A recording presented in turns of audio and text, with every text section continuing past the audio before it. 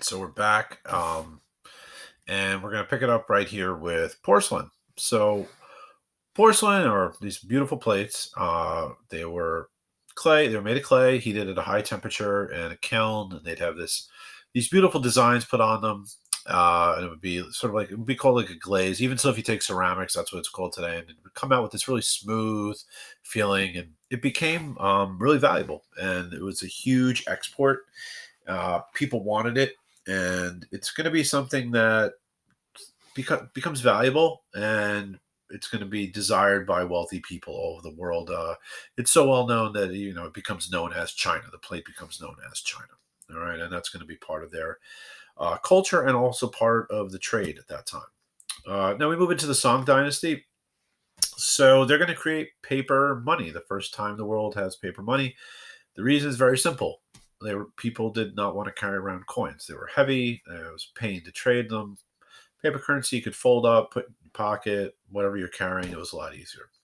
They're also going to develop mechanical clocks, and it's going to start out and it's going to become something that will eventually make its way over to Europe eventually. So that's two things that the Song Dynasty did. Another one is shipbuilding and compass. They really, like I had said earlier, they have these a connection with the sea and the coastline and trade through their shipping. Um, so they get better at it, and their shipbuilding. They make these watertight bulkheads. So boats weren't as well made as they are today. So things would leak, things would get wet. They wouldn't always float that well. What they did is they made them almost like watertight in their shipbuilding. That way, cargo that was stored below wouldn't get destroyed, and that was something that was really important.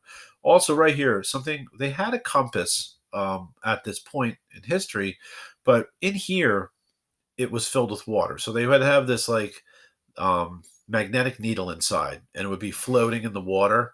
And then eventually, the magnetic needle points north south. So you think about it though, if you're on a ship floating and you're moving around, and the water inside of it is going to be like moving, it's not going to be very accurate. They come up with the idea to just attach it to a stem, and I mean that's a huge advancement, and it makes it a lot more efficient, and it's going to help them with their trade and their shipping.